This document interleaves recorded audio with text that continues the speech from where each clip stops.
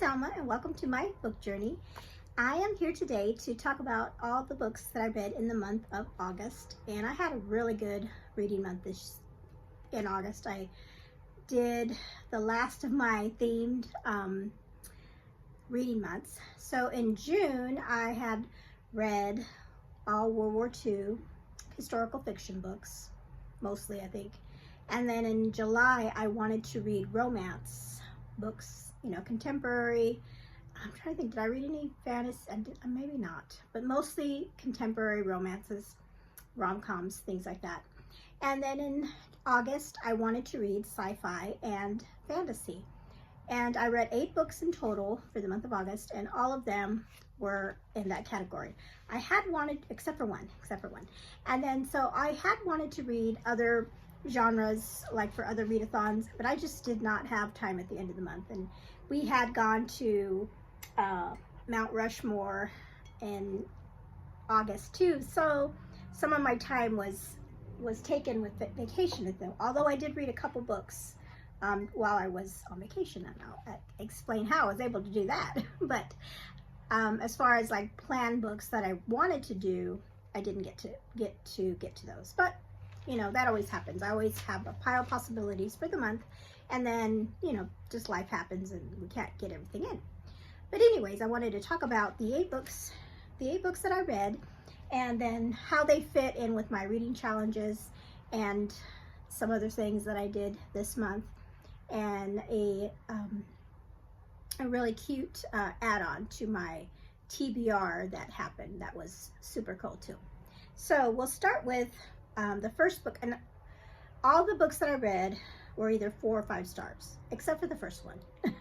So I had one, you know, so-so book, and that was this one that I read. It's called Deep Blue by Jennifer Donnelly, and this is a YA fantasy about a mermaid. And so the reason I put this on my TBR, well, a couple reasons. It was a fantasy, or more than a couple actually. So it was a fantasy, so it went along with my TBR, or my August reading theme. Then it also counted for Chantel's read your shelf challenge, because for that prompt it was read a book with water on the cover, so that obviously she's a mermaid, she's got water on the cover. And then also it counted for the deckathon that I did for the month, and that was put on by a couple booktubers, and it was fun, like pulling the cards, but I only got around to pulling 2 cards. So this is the first one that I pulled, and let's see, I'll post a picture of when I pulled it, or a video. I can't remember, I don't know what I'll do, but I'll put it here. And so I pulled this one for that card, for that readathon. And so, like I said, it wasn't one of my favorite books of the month. It was okay. Compared to all the other ones, it was just okay. So what was this book about? So let me see if I can remember, because this, like I said, was the first one I read of the month. So this is a story about a princess. She is a mermaid that's going to be, she's going to go through some kind of ceremony at the beginning that she's practicing for. She's got to do certain things. She's got to sing a song. What was interesting was that they had the mermaid people in the world she lived in were like the remnants of Atlantis. Like when Atlantis went down years and centuries ago, the people, the humans, they kind of were not evolved, but some kind of gods or something changed them so that they could survive underwater. In other words, become mermaids. And they were the descendants of those people, and their king, they had, you know, underwater kingdoms, and she was from one of the kingdoms, and she was going to be married to a prince of one of the other kingdoms, and she was preparing for that. And then there's a whole thing about wars, possible wars between the kingdoms, and she gets caught up in it. She gets her kingdom, or when she's having her ceremony, gets attacked, and everybody gets, you know, scatters, and she finds herself running away, and she's got a best friend that's with her, and then she later on other mermaids, whatever, they go with her too. So, and this is a 3-part, I think it's a trilogy. I have book 2 only. And so it turns out that these mermaids were like chosen, and they're supposedly going to defeat the evil that's starting all this. I don't know. It was just not for me. And the thing that really got me was all the names. There were so many names, like long names, weird names, strange, bizarre names that were like, how am I going to pronounce? How am I pronouncing this? And then it was really, for me, it was slow. By the time, I mean, you didn't get to the girls coming together, and they were all different, and you know, and I can see that. And I imagine maybe the second book might be a little better, because now they know what they're going to be. They know what they're supposed to do. Like the first book was just them, like the backstory of this kingdom, all these different kingdoms, all these different names, and like all that history and stuff, and then them realizing that they are in danger of darkness. At first it was just at other kingdoms, but then come to find out there's actually some like evil darkness at play too, that they have to, that only the chosen, they're like chosen ones that are gonna defeat it. At least that's what I got from it. And so I'm not sure if I'm gonna read the second book. At least I'm not gonna read it for a while. So anyway, I gave it about like a 3. You know, it's just a and then it has like a little bit of romance almost between her and the boy that she's supposed to marry, but there's conflict there, and that's gonna be a whole thing too, I'm sure. But anyway, that was the first book I read for August. Okay, now we're moving on to the better books, because I had a lot, like I said, I read a lot better ones. So I'm gonna put a little video here, because Katie from Paperbacks and Ponytails, she had put out a well, she does like where she, if anybody wants to, she'll pick a couple books for your TBR if you want, and she has like different ways, like either like cards or she has a jar of these cute little stars. So I had reached out to her and said, yeah, you know, I'd love for you to pick a couple books, or not books, but prompts from your star TBR jar. And so she did that for me for August, and so I'll play that for you here. Everyone, so I'm picking 2 stars for my friend Elma over on her channel for her TBR for August. So let's go ahead and pick 2. So here's your first one, Elma. You got a yellow. Oh, you got a good one. That's just mood read, so you can read whatever you want for that. And then your second star for August is orange. Girl, a free pick. A mood read and a free pick. Like, seriously, how blessed can you get out of this jar? Okay, so she really, I mean, I lucked out with her choices, because after I had so much on my TBR already when I had reached out to her, and I'm like, what am I doing? I'm just asking for 2 more books that I'm going to have to read. But then, you know, and who knows what these prompts are that she's going to give me. But as you saw, I got the best ones. I got a mood read choice and a free pick. I mean, you know, couldn't go wrong.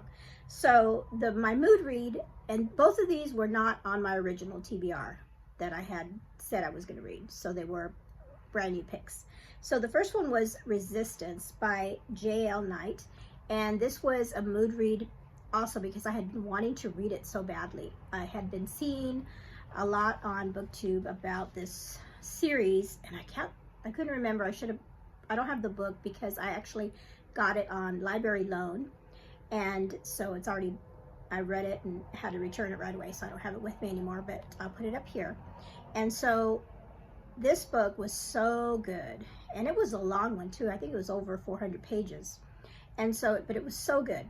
And it was like a medieval history, kind of like an allegory to Christian fiction fantasy, and it deals with a lot of characters, really, but they were easy to follow compared to the Deep Blue one. This one was a lot easier to follow, and I loved the themes in this book. So, and I was trying to remember their names. I know there was a male character by the name of Jace, and I could tell that he was going to be important in the rest of the series. And he was a character that was a half-breed of a human and another, I think they were called Ryrics, I'm not sure. And they were like would be like the evil warrior type species. There was all these kinds of species besides humans, and he was half human and half the bad guys, I guess. And so he was, and that was like a mystery in itself. So hopefully in the future books we'll get more of his backstory about how he even exists, because every time people would say he's a half-breed, they're like, how is that possible?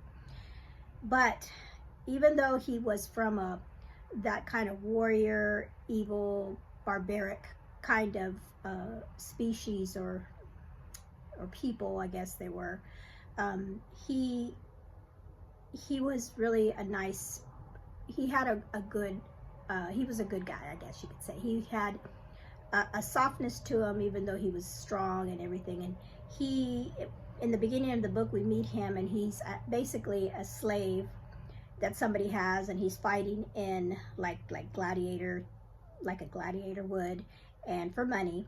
And somebody is able to buy, I think he ends up buying him, but to free him, and befriends him. And so he is able to like live for a few years at first, beginning of the book. He's able to live in peace with another older couple that really loves him, and he feels wanted and loved, and he even is accepting of a God in his life. And so that's what this story, like I said, has the main, I guess the main part of the story is that this kingdom is ruled by a king, and there's like false gods. And in the past, in their ancient histories, people believed in the one true God, and there's not that many believers in the one true God. I think it was Elam is the name of the god, and Jace was one of those that he believed. The person that purchased him and bought him out of slavery introduced him to the one true God. But now in the nation, in this kingdom, the king is starting to outlaw people believing in other than, you know, the gods that they say, and people are going to start being persecuted and hunted down and even killed. Okay, so we have Jace, and then we have the girl's name is Kieran, and she's the other main character, and she is actually working not as a slave, but almost like a servant to the king because of the abilities that she has to read people. But she's also a secret believer, and during the course of the book, she comes and proclaims her true faith, and because of that, she's going to be put to death. But thankfully, she is able to escape the king. The dungeon people get her out, and that is the setup to the story, really, about how this kingdom is going to fight the king. And it was really, really good. It was really good because of the whole, you know, standing up for the true God instead of the false gods, you know, and how hard it was for everyone. And the relationship with Jace and the people around him. He was ostracized because of him being a half-breed, and I'm sure in the rest of the books his character is going to, you know, really be something special, I think. So I gave that a 5-star read. That was a 5-star read for me. And then the next one I read after that, the free pick that Katie gave me, I picked Flight of the Raven by Morgan Buss. And this is book 2 in the Ravenwood series. And I had read Mark of the Raven last year, and I just hadn't gotten around to reading. This one's also a trilogy. And so The Flight of the Raven, and then we ended up reading the third book, Cry of the Raven, and we listened to these on audio on the way to our trip. So on the way to South Dakota, we read the second book, Flight of the Raven, and on the way back we read Cry of the Raven, and we really enjoyed both of those books. My husband really loved these ones. And so this is the story of Selena, who is part of a kingdom that each of the different countries or kingdoms, their people have different gifts that they were gifted. And her people have the gift of entering into dreams, and they're called what are they called? They're called dream walkers or something like that. But anyway, her mother follows, and this also is a Christian Christian fantasy, so we have the good and the evil in this story as well. And her mother is the leader of her nation, and she follows the dark lady, which is like the evil spirit. And then she uses their gift for evil, because they will go into people's dreams and manipulate them and even kill them if they do that they do that for political reasons, and also to make money, you know, if somebody hires them as assassins. So that was in the first book. The second book is more of what happens after, and I won't go too much into it because it will be a spoiler for the first book. So we're just following along in that story with Celine and Damien, who she meets in the first book, and he's a leader of another nation, but they follow the light, and we see how she is drawn to that, whereas the dark lady and the evilness behind that is something she doesn't want. And she doesn't want to be an assassin the way her mother has trained her to be. And so those two books, we love them both. I love this. We both decided that we liked the second one the best. I think out of the three, we enjoyed the second one. Maybe because the second one was where Celine's and Damien's relationship really was there. A lot of, you know, some romance there, and just everything that was going on in the kingdom. So we really enjoyed that. Okay, and then book number 5 was another 5-star read. I give out 5 stars very easily, but this one was worth it, definitely. And this is the book Recorder, and this is by Catherine McCrub, and I love this book because of the recorder, her character. And I really didn't know a whole lot going into it. I didn't know what it was about. And I wanted to go in kind of blind to see what was going to happen.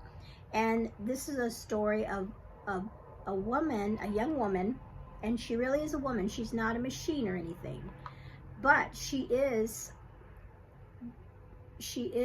part of a society in the future where people gift, they call it gifting. They gift children, young children, to this consortium.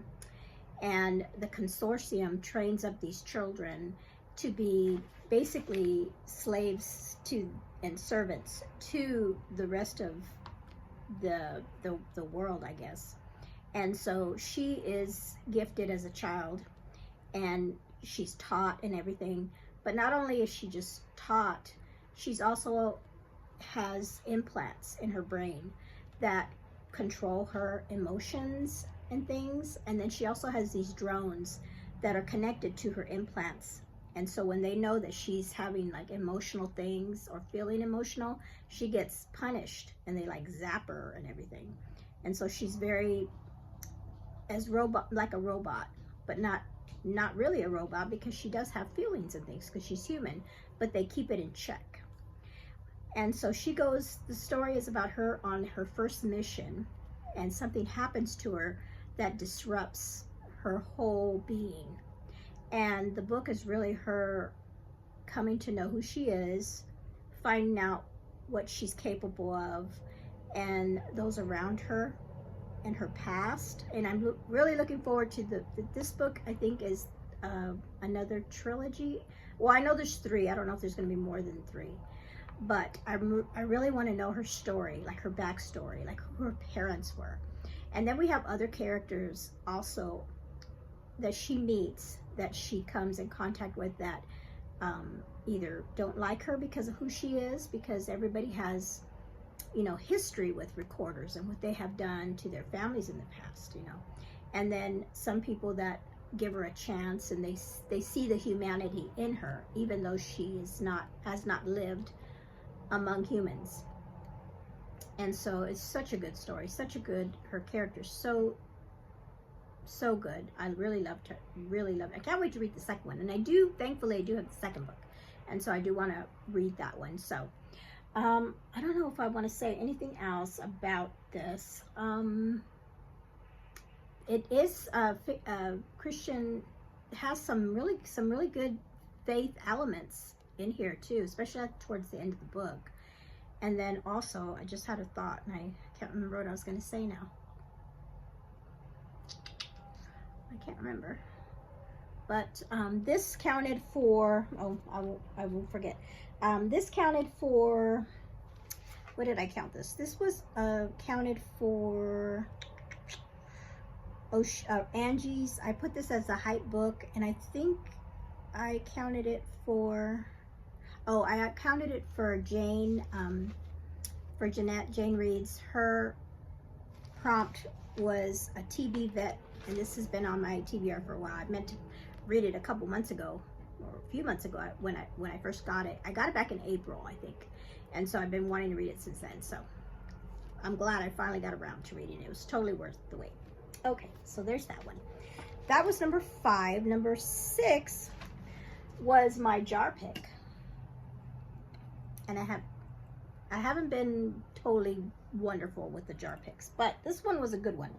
And this one was a sci-fi called Recursion by Blake Crouch, and I read this in one day, and I haven't done that in a long time. So I was like zipping right through it because I wanted to know. I had to know what was going to happen. And so it's so hard to explain. It's so hard to explain. And I was trying to explain to my husband, I'm like, this should have been the one I read to him, but I couldn't do that because I wanted to read it so fast. I just, read it without him. So I told him, I go, you have to read this book so we could talk about it. So this is about, it has to do with memories. And so there's a woman that her mother is at the beginning stages or going through the stages of Alzheimer's, and she's a scientist. So she's doing research to try to help people with Alzheimer's, to stop them from losing memories and also to retain memories. So she comes up scientifically with her research. She's able to record memories, and so like record a wonderful memory and then be able to play them back to somebody so that they could experience those memories. And so she, that would be a good thing for people with Alzheimer's, because people lose, those old memories. And so she thinks this could be a start at helping the brain to heal and remember those things. So that's what she's doing. Well, one day a very rich person comes to her and says, hey, I'll pay for all your research so we can, develop more of what you've been doing. And it's like, no limits. And so she does this, and that's the start of this book of what happens because of this person took her research so far that it's crazy. It really is crazy what she ends up creating that she regrets. And the book, I love the cover. The book is about what happens and then how is she gonna fix it, and the things that she does and goes through to fix what she has created, because it's crazy. It's like one of those mind-blowing things. It's like, what if that, what if that could happen? Of course, of course it's all science fiction and that kind of thing. But it's just a page turner, because you have to know how are they gonna figure this out? How are they gonna fix it? Because you want to know at the end of the book if they fix everything that this thing did, and all the things that happened, whether they were good or bad, that whole thing was it worth doing? Like one person said it was worth it to do all these things, to do this, because it changed lives. And then she was of the thought, well, yeah, but should we be changing lives like this? But anyway, I really recommend this book. This is not, oh, there goes my doggy. This is not a Christian fiction. This is a secular sci-fi book. So there is some language in here. It's not a lot at all. It's here and there. It's very suspenseful, and a lot of scientific talk and things, but it was really good. I recommend it. I really enjoyed it. If you like that kind of thing. Okay, next book is Reckless by Lauren Roberts, and this one is part 2 in the Powerless. Part 2 of Powerless. Powerless was the first one. I don't know what is the I don't know what my doggy's barking at. I'm sorry. Anyway, this is book 2, and I got kind of stuck in this one. It took me a while to finish it, because halfway through the book I kind of got bored, and I started reading other stuff. Like I picked up Recursion and started reading that, and another book actually. So this one I started earlier in the month, but I didn't finish it till later in the month. But I will say the beginning's kind of slow, where we start off with Hayden, who's our main character, and Kai. And if you've read Powerless, that ended with, like, oh, what's going to happen now? And that story, the book Powerless, is about Hayden, who is powerless, literally powerless, in a world that has people that have specific powers. And when you're powerless, you're deemed an ordinary, which she was, and they were being persecuted and killed because they didn't want them in their country, because they thought that they had a disease of some sort that was going to hurt the rest of the population of people that had powers. And so this book picks up where, of course, the other one left off. And like I said, it was kind of slow at the beginning. I mean, there was action going on, and we're following what was happening to Hayden. But for me, it didn't really get good until the second part of the book, half of the book. And that was really, really good. And the ending was a shocker, although I did think of what was going to happen before. I thought, wait, what if this happens? And it did. I was like, whoa. It was, and they left it like that, a big shocker at the end. And then I looked up, I'm like, when does the next one come out? And it doesn't come out till next April, and that one's called Fearless. So I'll have to wait till April to read book 3, but I will definitely be picking that one up. So this one I gave, I think 4.5 stars, like that. I didn't like it as much as the first one, although this one was good in a different way. I guess I'll say. But, I mean, I have enjoyed both of the books so far. So I'm looking forward to book 3. Okay. And then the final book I read in August is not a sci-fi book. This was our read aloud with my daughter. It's called Kon Mr Bodic by Jean Lee Latham. And this one was 5 stars for me. I absolutely love this book. My daughter thought it was weird, but I just loved this book. It was so good. And then afterwards, I said, I gotta look this guy up. Is he real? Did he really live? And guess what? He really did live. This is based on a person that actually lived and his accomplishments were amazing. So and this is an older book from oh my goodness, I think it was written in the 1950s. But this is part of our history curriculum that we're working on. Anyway, so this is about Nathaniel Bodic, and he is living. He has a family with many brothers and sisters. His father worked as on a ship, or he had a ship, or he lost it. I can't remember now all of a sudden, but he fell out of his way, and he ended up doing a less money producing, I guess, job, and so he landed on hard times.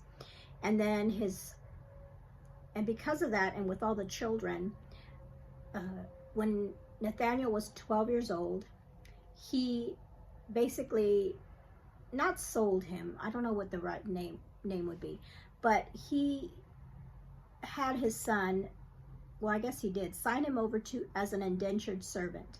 And so Nathaniel was going to serve for 9 years at a place where they made where they did, I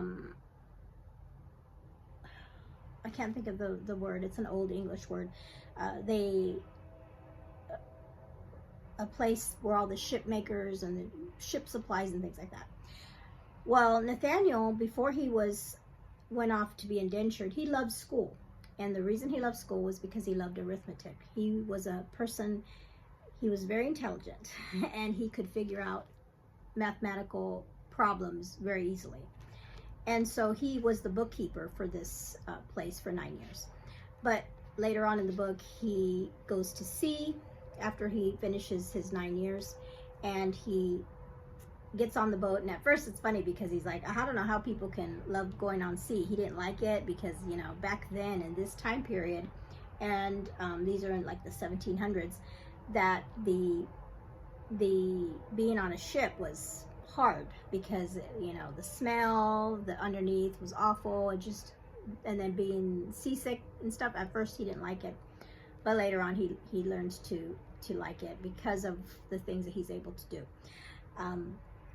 And he ends up having a lot of great accomplishments because of his mind and of thinking things through logically. He teaches himself Latin just so he could read a scientific book that's in Latin, and then he also teaches himself French so he can speak with the French when he goes into ports and things. And then he also teaches himself all the things, how to navigate on the ocean. And that's a big thing because he always says you can always figure things out with mathematics. If you have your mathematics right, then you can, you know, chart and navigation, and your navigation will be sound. And when he was younger, he always wanted to go to Harvard and get an education. And it is so wonderful because, well, I don't know if that, it's like I want to say what happened at the end, but that'd be a spoiler. Anyway, so I compare this with the modern day. With the modern day take on it would be, if you've ever seen the movie, because this was what I kept thinking of, the movie Good Will Hunting, where Will, even though he never went to college or anything like that, he knew mathematical equations. He just knew them. That's how this young man was. He never went. He went to school up until he was like 10 or 12, I think I said. But even then, he wasn't there very long. But he taught himself. He knew he could teach himself, and math just came easy and simply to him. And so that's what it reminded me of. And he, like I said, he really did live, and he had made great contributions to navigation. And at one point in the book, he was using tables that were already in existence, and they were from England, and they were called, I think it was Moore's tables or something, that sailors used for certain things. Well, he was finding errors in those tables, and he was so upset because he's like, hey, these tables, you know, these are what the sailors use, and this could cost lives if they're wrong. So he said that was part of his life to correct all these things, and it took him years, but he did, and he ended up writing his own book about navigation. And when I looked him up, that it said that they still to this day use the things that this guy wrote. Isn't that amazing that all those years ago he did that? And so I like I said, I loved it. This is fiction. It's not nonfiction. It's a fiction. It's a fictionalized version of his story. But she just did it such a good job with his character and all the things that happened to him, tragedies that he endured in his life. But it was really good. So that was the last book I read, and so that is it. I hope that this video isn't going to be too long. So I did complete all my challenges for the month of August, as far as Chantel's. And Katie's was pick a place you would want to live. And since I read all fantasy, I was like, what, am I gonna live in space? Or I guess I'll do this one, because it would be cool to go back in time and see how the early colonists lived, especially with all the history that we've been doing at home, how they lived back then, maybe just to visit. I don't know if I want to live there forever. So anyway, so that is it. Thank you for hanging out with me today and hearing about all the books I read. Let me know in the comments below if you've read any of these, if you've read any of the books that I talked about today, and if you like them, or if you have a different take on that first book that I didn't really enjoy. Should I read this? And if you have read the second book, it's called Rogue, I think it's called Rogue Wave. I do have that. It's down there. I don't want to reach down and get it. It's got another pretty cover. So let me know if that's a book that is better than the first book, that if I need to read it. And then if you've read, I did a lot of, this would have been a good series, like Series September is happening. I read a bunch of series this time. So I was glad I finished a series, and so I was happy about that, and that I was able to read Reckless. That second book was so good. And then now I do have the next book of Resistance. I have requested it, so it'll be another library loan. The last book I think came from Omaha, so we'll see if they're able to find book 2 for me, hopefully. If not, maybe down the line, if they're not able to get the second book, I might just try to find it on Amazon and pick it up. But anyway, that is it. Thank you so much for hanging out with me today. Let me know what were your favorite books that you read in August, and we'll see you later. You all have a blessed day. Bye-bye.